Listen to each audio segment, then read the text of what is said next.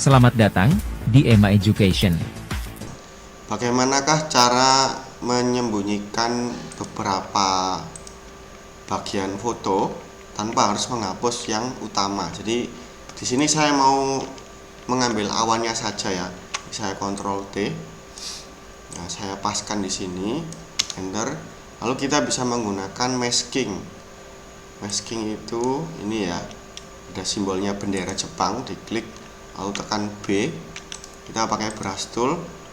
Terus kita balik, jadi yang depan ini harus warna hitam. Kita perbesar menggunakan kurung-kurung akhir, lalu diklik-klik aja gitu ya. Atur di bagian opacity kalau mau 100%, jadi dia bisa ngapus, menyembunyikan bagian foto lebih cepat gitu ya.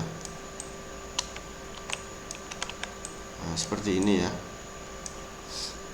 Jadi kalau misalkan mau menampilkan lagi, ini kita balik. Nah, demikian, terima kasih.